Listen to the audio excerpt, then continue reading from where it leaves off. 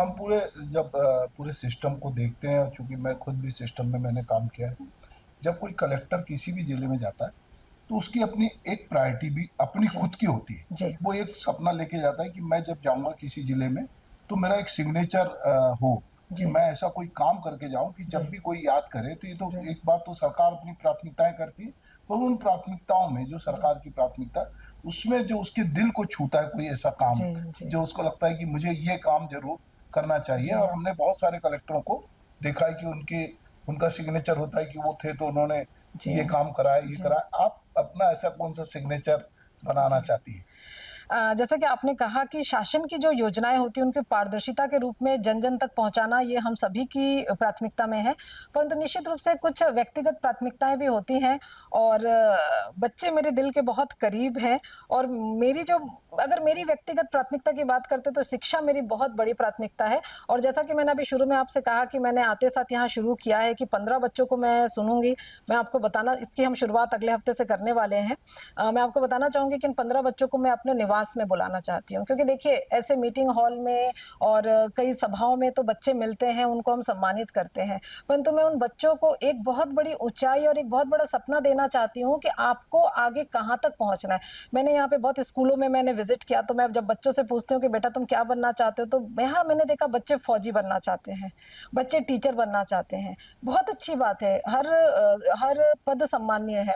पर मेरा ऐसा कहना है कि आप अपनी सोच को और बढ़ाइए। तो मैंने जो प्रारंभ किया है बच्चों को कि उनको टूरिज़्म से भी जोड़ूँगी चूँकि झुमका डैम यही मेरे निवास के पास है। तो मैं अपने निवास में इन बच्चों को बुलाना चाहती हूँ, इन बच्चों के साथ बात करना चाहती हूँ और इन बच्चों को शिक्षा से परे कि केवल पढ़ाई ही नहीं होती कि हम टॉपर होके हम करेंगे, बहुत सारी विधाएँ होती हैं जिसमें बच्चे आगे बढ़ सकते हैं। तो इनको मुझे आगे बढ़ाना ये मेरी बहुत व्यक्तिगत प्राथमिकता है और दूसरी प्राथमिकता भी मैं साथ में कहना चाहूँगी कि कोरिया की जो सबसे बड़ा जो सिग्नेचर चीज़ आप कहना चाहेंगे वो है पर्यटन। ट्रेन से सीधा जुड़ा हुआ एरिया है यहाँ पे, तो पर्यटन के विकास की बहुत संभावनाएँ हैं, टाइगर रिज़र्व है, बहुत सारे डैम्स हैं, जलप्रपात हैं, ट्रैकिंग की जगह है। तो इन दोनों क्षेत्रों में मैं प्राथमिकता के रूप में काम करना चाहती हूँ ताकि कोरिया को राज्य में, देश में एक विशिष्ट स्थान हम दे सकें। जी, आपने बहुत अच्छी बात कही कि आप बच्चों के साथ जुड़ना चाहती हैं। अभी हाल ही में हमने देखा कि छत्तीसगढ़ सरकार का जो प्रयास था कि दिल्ली में बहुत सारे बच्चे जो कमज़ोर वर्ग के थे, जी, वो जाके कोचिंग नहीं ले सकते थे। जी, पर वहाँ द्वारका में एक हॉस्टल बनाया गया, जी, बच्चों को अच्छी से अच्छी जी। वहाँ पर कोचिंग दी जा रही है। इस बार 15 करीब बच्चे जो हैं बाप वो रे! यूपीएससी में जी, प्रारंभिक बिल्कुल। परीक्षा में हुए। जी, तो कई बार ये लगता है कि राज्य अपने स्तर पे तो प्रयास करता है। जी। हम देखते हैं कि बहुत सारे बच्चे बिलासपुर में जाके कमरा लेके हाँ, जी, रहते हैं जी, और ये कोशिश करते हैं कि वो नौकरियों में सिलेक्ट हो जाएं, जी, क्योंकि नौकरियों का अपनी भी सरकारी नौकरियों का एक क्रेज है। जी, तो इस तरह चूंकि सरकार ने ये सुविधा दी है और इसके रिजल्ट दिख रहे हैं, जी। तो आप बच्चों को लेके सोच रही हैं, बहुत अच्छी बात है। तो इस तरह की कुछ कोचिंग को लेकर भी आपके दिमाग में कुछ है क्या? जी, यहाँ पे हमने बीच में एक बार चलाया था बट उसके बहुत अच्छे रिज़ल्ट नहीं आए हैं। परंतु मेरा ये प्रयास है क्योंकि यहाँ के दूरस्थ क्षेत्र के जो बच्चे हैं सबके पास ये सुविधा नहीं होती है कि वो दिल्ली और बिलासपुर तक पहुँच पाएँ।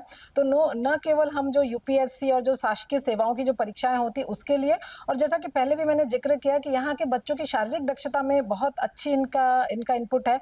तो मैं अग्निवीर जैसी योजनाओं में भी इन बच्चों के लिए कुछ चलाना चाहती हूँ जिससे कि शारीरिक और जो कॉम्पिटिटिव एग्ज़ाम्स होते हैं, जो रिटन एग्ज़ाम्स होते हैं, उन दोनों में बच्चे आगे आके कहीं न कहीं शासकीय सेवा में आ सकें।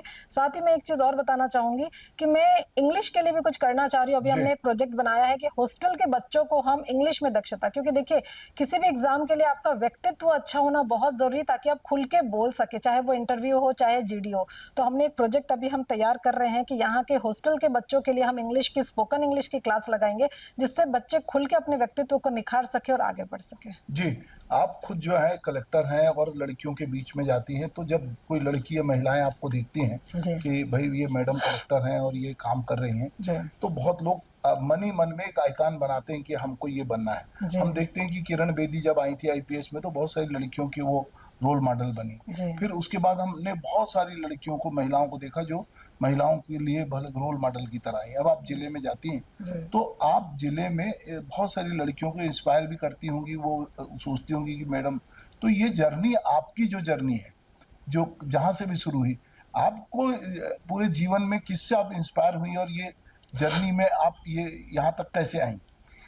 बहुत अच्छा सवाल है आपका चूँकि महिलाओं के एम्पावरमेंट की आप बात कर रहे हैं और जैसे बच्चे मेरे दिल के करीब है वैसे ही महिलाएँ भी मैं जब देखती हूँ, लड़कियों को देखती हूँ तो मुझे ऐसा लगता है कि मैं उनको मोटिवेट करूँ और अगर आप मेरी जर्नी की बात करेंगे तो मेरे घर में सब डॉक्टर हैं और बहुत अच्छी बात है कि मेरे घर में सारी महिलाएँ डॉक्टर हैं।